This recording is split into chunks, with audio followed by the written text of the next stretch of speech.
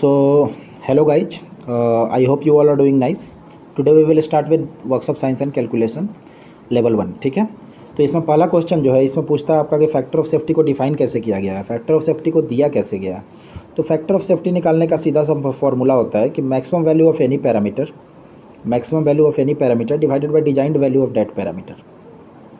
अब अगर क्वेश्चन में ऑप्शन स्ट्रेस के टर्म में होता तो maximum stress divided by designed stress, load के टर्म में होता तो maximum load divided by designed load, strength के टर्म में होता तो maximum strength divided by designed strength. Okay, तो आशा करता हूँ ये चीज़ आपका क्लियर होगा। बस यही चीज़ रखना है कि ऊपर में एब्सोल्यूट वैल्यू होगा और डिनोमिनेटर में क्या होगा, डिनोमिनेटर में अप्लाइड वैल्यू होगा जो आप अप्लाइड कर रहे हो। ठीक है, तो ये हमारा हो गया। अब हम लोग देखते हैं क्वेश्चन नंबर 2। क्वेश्चन नंबर 2 का सिग्निफिकेंस क्या है। क्वेश्चन नंबर 2 का सिग्निफिकेंस है कि आपको कैलकुलेट करना है पॉइंट ऑफ कॉन्ट्राफ्लेक्सर का सिग्निफिकेंस बताना है एसएफडी और बीएमडी में। तो इसको मैं थोड़ा डिटेल में डिस्कस करता हूँ। ठीक है, पॉइंट ऑफ कॉन्ट्राफ्लेक्सर होता क्या है असल में, पॉइंट ऑफ कॉन्ट्राफ्लेक्सर होता क्या है। पॉइंट ऑफ कॉन्ट्राफ्लेक्सर वो होता है जहाँ पे कि हमारा कर्वेचर या बेंडिंग मोमेंट चेंज करे, अपना साइन चेंज करे। मतलब या तो पॉजिटिव से निगेटिव हो जाए, या तो पॉजिटिव से निगेटिव हो जाए, या निगेटिव से पॉजिटिव हो जाए। मैं एक एग्जांपल लेना चाहूँगा, यहाँ पे एक एग्जांपल आप लोग को दिखाना चाहूँगा और पूछूंगा कि इसमें पॉइंट ऑफ कॉन्ट्राफ्लेक्सर आप लोग को बताना है। ठीक है, तो जैसे ये हमारा बीएमडी हो गया, सपोज करो ये हमारा बेंडिंग मोमेंट डायग्राम हो गया किसी भी टाइप के स्ट्रक्चर के लिए। ठीक है, उस पर कोई भी लोड आ रहा है और कोई भी सपोर्ट कंडीशन है। आर्बिट्रेरली मैंने एक वैल्यू लिया है, ये पॉइंट ए हो गया, ये पॉइंट बी हो गया, ये सी हो गया, ये डी हो गया। ठीक है, तो यहाँ पे पॉजिटिव साइन, यहाँ पे नेगेटिव साइन और यहाँ पे पॉजिटिव बेंडिंग मोमेंट हो रहा है। तो क्या पॉइंट ए पॉइंट ऑफ कॉन्ट्राफ्लेक्सर होगा, क्या पॉइंट ए पॉइंट ऑफ कॉन्ट्राफ्लेक्सर होगा? तो मेरा आंसर है नहीं, नहीं होगा, क्योंकि यहाँ पे जीरो बेंडिंग मोमेंट है। जबकि पॉइंट ऑफ कॉन्ट्राफ्लेक्सर का डिफिनीशन क्या है कि वो पॉइंट जहाँ पे कि हमारा बेंडिंग मोमेंट साइन चेंज करे पॉजिटिव से निगेटिव। तो पॉइंट बी हमारा होगा पॉइंट ऑफ कॉन्ट्राफ्लेक्सर। पॉइंट ऑफ कॉन्ट्राफ्लेक्सर क्या होगा? पॉइंट बी होगा। पॉइंट सी होगा क्या? पॉइंट सी भी होगा, क्योंकि यहाँ पे बेंडिंग मोमेंट साइन किससे चेंज कर रहा है, नेगेटिव से पॉजिटिव जा रहा है। पॉइंट डी होगा क्या? नहीं होगा, क्योंकि यहाँ पे बेंडिंग मोमेंट अपना साइन चेंज नहीं कर रहा है, यहाँ पे जीरो हो रहा है। ये अलग बात है कि इस पॉइंट बी और सी पे भी बेंडिंग मोमेंट का वैल्यू जीरो है, but it should not be confused with point of contraflexure. ठीक है, ए पे बेंडिंग मोमेंट का वैल्यू जीरो है, लेकिन ए पे पॉइंट अपना मतलब बेंडिंग मोमेंट अपना साइन चेंज नहीं कर रहा है, इसलिए पॉइंट ऑफ कॉन्ट्राफ्लेक्सर नहीं होगा। तो कौन कौन सा होगा? बी और C. I hope it is clear. So guys we will solve question number 3 now. Question number 3 में है हम लोग का सिंपली सपोर्टेड बीम है, उस पर यूनिफॉर्मली डिस्ट्रीब्यूटेड लोड आ रहा है और इसका हम लोग को क्या निकालना है? एसएफडी और बीएमडी बनाना है। ठीक है, तो बीम कौन सा दिया हुआ है? बीम दिया हुआ है सिंपली सपोर्टेड बीम। तो सबसे पहले तो आपको सिंपली सपोर्टेड बीम बनाना आना चाहिए। सिंपली सपोर्टेड बीम में एक तरफ हिंज जॉइंट रहता है और दूसरा तरफ रोलर रहता है। टाइप्स ऑफ बीम वाला आप हम लोग मेरा वीडियो देख सकते हो जो कि इसी चैनल पे अवेलेबल है। ठीक है, और यूनिफॉर्मली डिस्ट्रीब्यूटेड लोड भी मैंने बताया था। यूनिफॉर्मली डिस्ट्रीब्यूटेड लोड मतलब ये पूरे लेंथ के लॉन्ग यूनिफॉर्मली डिस्ट्रीब्यूटेड हो। इसको ऐसे भी आप लोग दिखा सकते हो, कैसे? इसके फॉर्म में ये हमारा होता है यूनिफॉर्मली डिस्ट्रीब्यूटेड लोड। ठीक है, यहाँ पे हिंज जॉइंट और यहाँ पे रोलर। अब इसका जो होता है ये क्या होता है? डब्लू। इसका यूनिट क्या हो जाएगा? न्यूटन पर मीटर या किलो न्यूटन पर मीटर। और ये लेंथ का यूनिट क्या होता है? मीटर। तो इससे मैं आपको एक चीज़ क्लियर करना चाहूँगा। ठीक है, इससे एक चीज़ क्लियर करना चाहूँगा कि टोटल बीम पे लोड आ कितना रहा है।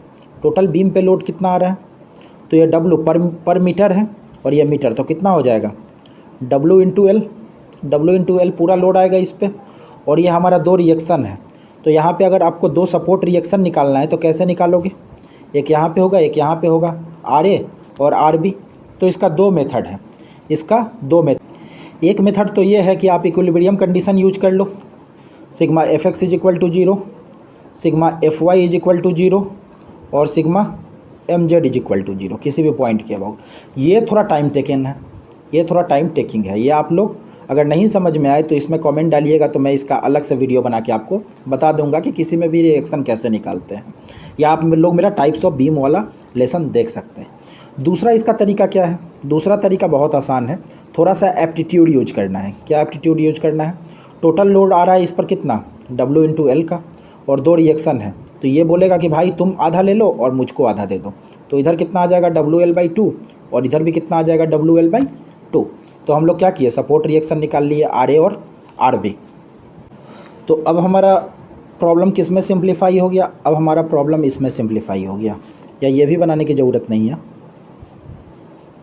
यहाँ पे हम लोग का क्या आ रहा है W/L,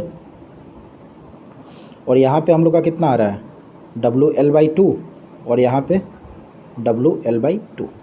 अब आप लोग शियर फोर्स डायग्राम का एक साइन कन्वेंशन आप लोग को पता होगा।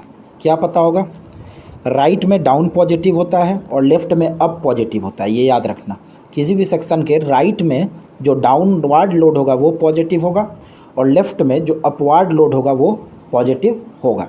तो इसमें हम लोग का क्या है, इसमें आप देखिए क्या है, यहाँ WL/2 और यहाँ WL/2, और यहाँ पे क्या है यूनिफॉर्मली डिस्ट्रीब्यूटेड लोड। इसका शियर फोर्स डायग्राम हम लोग बनाएंगे, लेफ्ट से चलेंगे। लेफ्ट में ऊपर है तो ऊपर है तो left up, shear force diagram में पॉजिटिव, मैग्नीट्यूड कितना WL/2।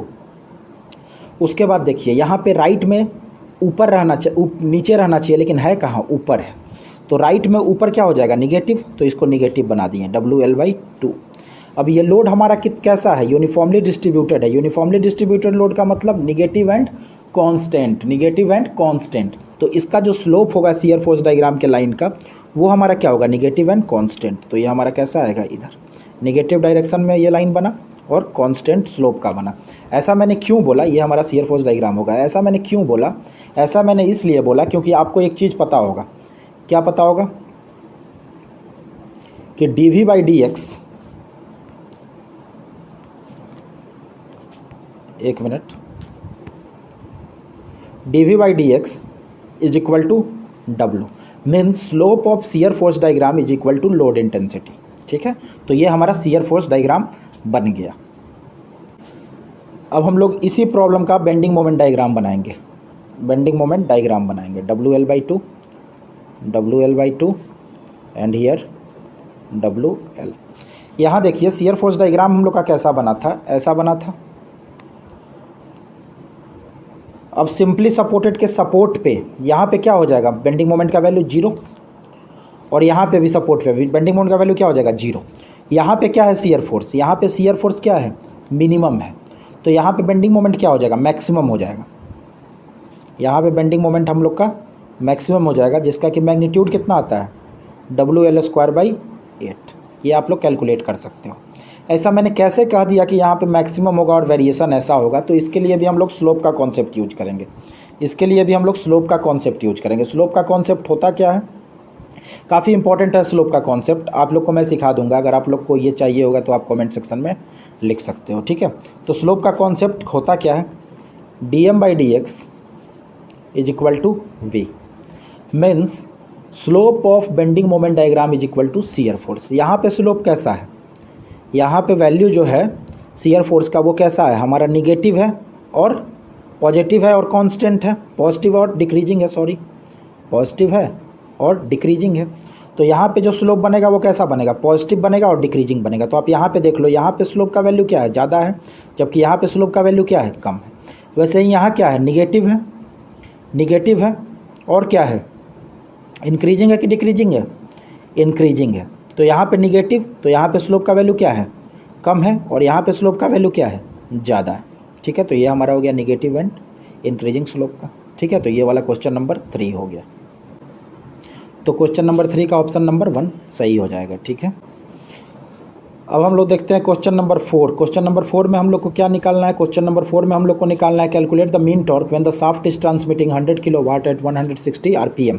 ठीक है, तो इसको सॉल्व करने के लिए हम लोग क्या करेंगे, इसको सॉल्व करने के लिए आप लोगों को पता होगा कि फॉर्मूला होता है। फॉर्मूला क्या होता है, power transmitted is equal to 2π/NT divided by 60।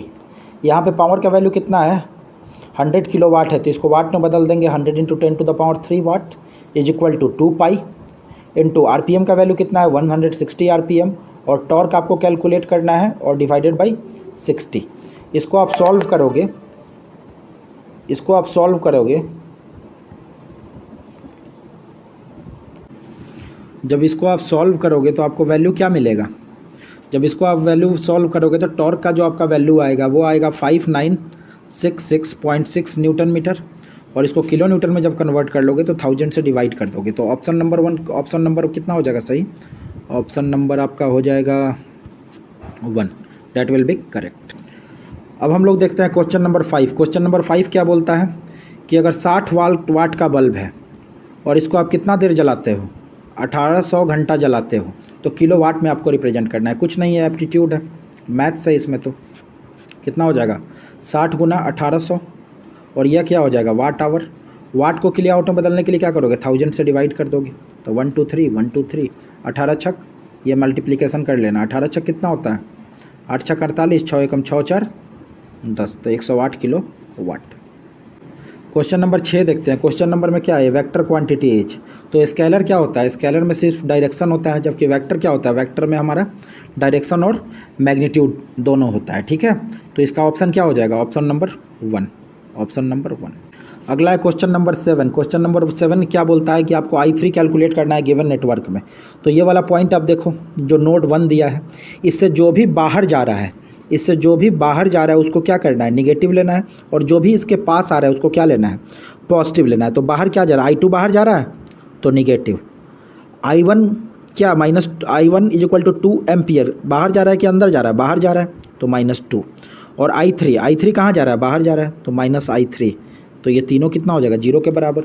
तो -6 -I3 = 0। तो I3 का वैल्यू कितना हो जाएगा? ये उधर जाएगा तो -6। ठीक है, तो I3 का वैल्यू, तो ऑप्शन नंबर कितना? 3 सही हो जाएगा। क्वेश्चन नंबर 8 में कुछ नहीं है। क्वेश्चन नंबर में क्या बोल रहा है कि in the iron carbon diagram so which among the following combination is lowest temperature.